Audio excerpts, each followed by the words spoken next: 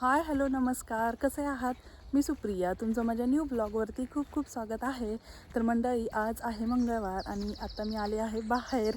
मस्त असं sunny day आहे आणि टेम्परेचर पण एक साधारणपणे 14 डिग्री टेम्परेचर आहे.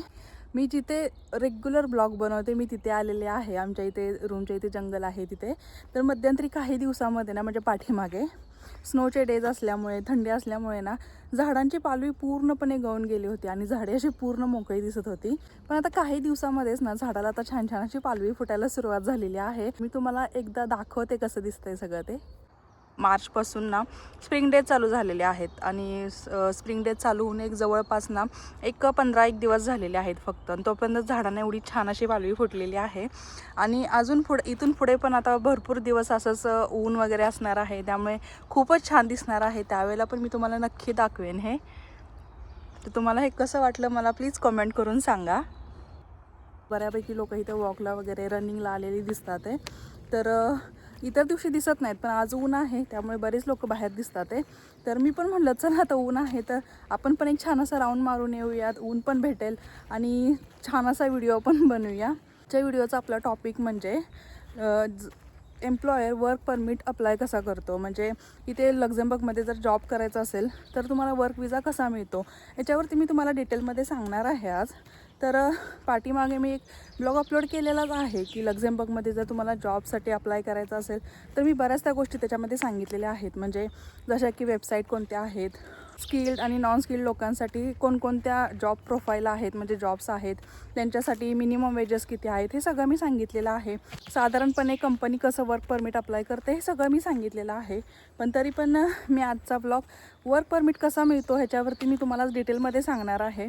त्यामुळे प्लीज आपला ब्लॉग स्किप करू नका आणि शेवटपर्यंत बघा.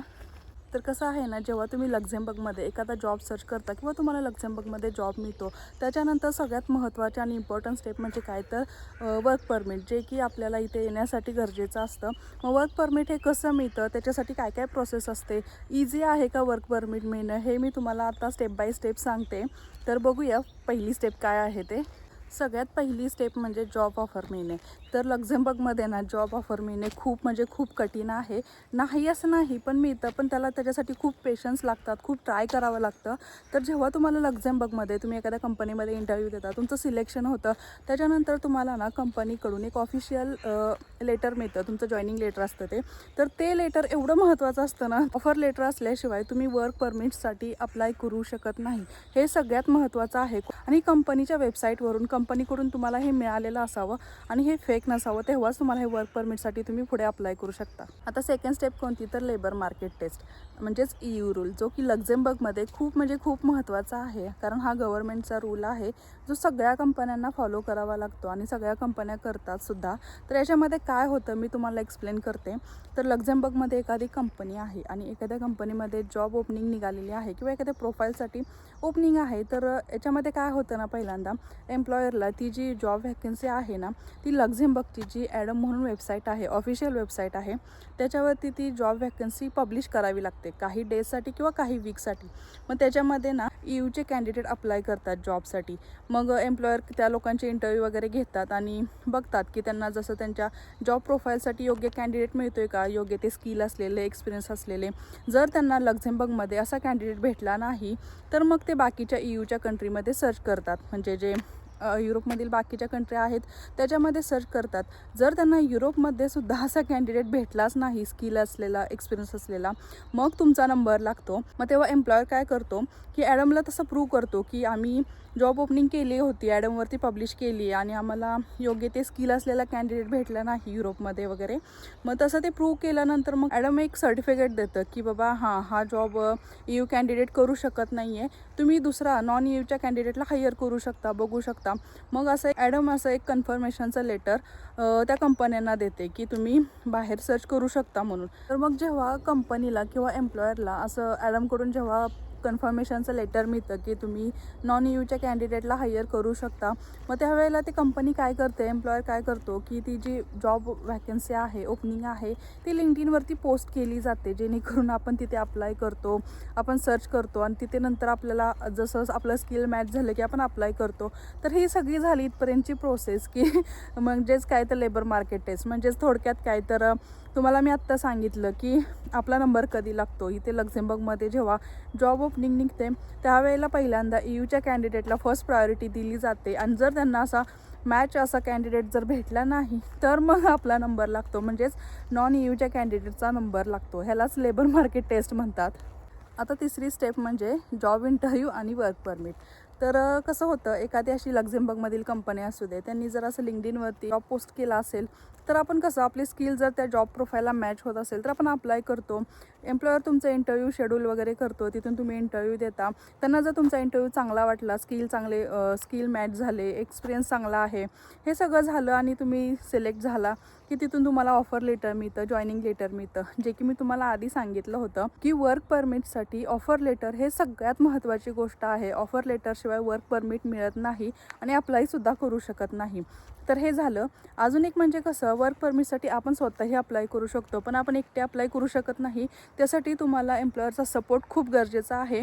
पण मोस्ट ऑफ कसं आहे ना, लक्झेंबर्गमध्ये जास्त करून कंपन्या स्किल्ड लोक आहेत त्यांना वर्क परमिट अप्लाय करतात आणि जी सगळी ती कॅन्डिडेटची जी वर्क परमिटची जी प्रोसेस आहे ती एम्प्लॉयर आहे ती स्वतः सगळे करते. जर तुमचं सिलेक्शन झालं की वर्क परमिटसाठी ती प्रोसेस स्टार्ट करतात. मग त्याच्यासाठी काय काय डॉक्युमेंट्स लागतात ते तुम्हाला सांगते. तर तुमचा CV लागतो, तुमचा एक्सपिरियन्स प्रूफ लागतो, त्याचबरोबर तुमचे एज्युकेशन सर्टिफिकेट लागतात. हे काही असे डॉक्युमेंट्स ना तुम्हाला वर्क परमिट अप्लाय करण्यासाठी तुम्हाला तुमच्या एम्प्लॉयरला पाठवावी लागतात.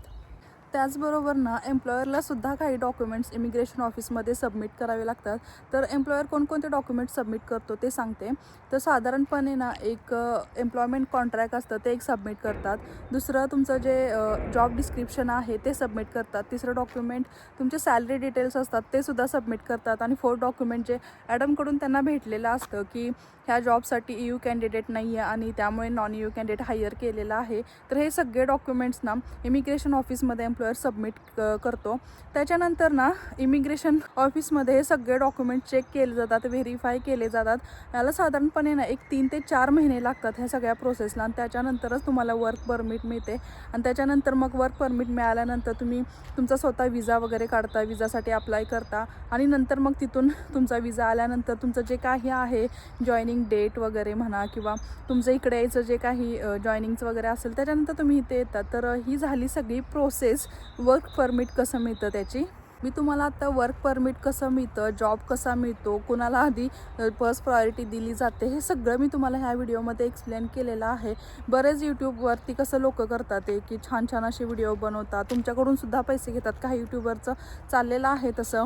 मला इंस्टावरती 1-2 लोकांनी अशा कमेंट केल्या होत्या की जे लक्झेंबर्गमधले यूट्यूबर आहेत ते त्यांच्याकडून पैसे घेतात ते जॉब वगैरे मिळवण्यासाठी. पण सिरियसली मी सांगते, कंपनीकडून जॉब ऑफर आल्याशिवाय किंवा काही असल्याशिवाय कोणालाही पैसे देऊ नका. कारण कसं झालं ना, लक्झेंबर्गमध्ये जरा जास्तच अफवा पसरवायच्या चाललेल्या आहेत की सॅलरी जास्त आहे, काय आहे. मी तुम्हाला मिनिमम वेजेस सांगितलेलेच आहे. स्किल्ड लोकांसाठी, नॉन स्किल्ड लोकांसाठी किती आहेत ते आणि त्याच्यामध्ये टॅक्स किती पडतो हे सुद्धा मी तुम्हाला पाठीमागच्या ब्लॉगमध्ये सांगितलेलं आहे. तुम्ही विचार करा, एवढ्या कमी सॅलरीमध्ये इथे एक्सपेन्सेससुद्धा खूप जास्त आहेत. किती सेव्हिंग करणार आणि कसं राहणार तुम्ही. लोक खूप फसवतात याच्या पाठीमागे. त्यामुळे प्लीज असं कर्ज वगैरे काढून, लोन काढून लोकांना पैसे देऊ नका कोणालाही. जी काही ऑफिशियल वेबसाईट आहेत त्याच्यावरती अप्लाय करा. आणि जर एखादी जॉब ऑफर आली तरी तुम्ही क्रॉस चेक करू शकता. लिंक्डइनवरती जाऊन चेक करा किंवा कंपनीच्या वेबसाईटवरती जाऊन चेक करा की त्यांनी खरंच वॅकन्सी तशी काढलेली आहे का. तर ह्या बऱ्याच गोष्टी अशा तुम्ही व्हेरीफाय करू शकता. कोणालाही असे पैसे देत बसू नका, हे काहीच उपयोगी नाही आहे. उलट कसं, जॉब तर मिळतच नाही, त्याचबरोबर तुमचे पैसेसुद्धा जातात. त्यामुळे काही करताना, कोणतीही प्रोसेस करताना जरा काळजीपूर्वक करत जावा. तर कसा वाटला हाचा ब्लॉग मला प्लीज कॉमेंट करून सांगा. आणि आपल्या चॅनलला लाईक, शेअर, सबस्क्राईब करायला विसरू नका. भेटू अशाच एका इन्फॉर्मेटिव्ह व्हिडिओमध्ये. तोपर्यंत बाय.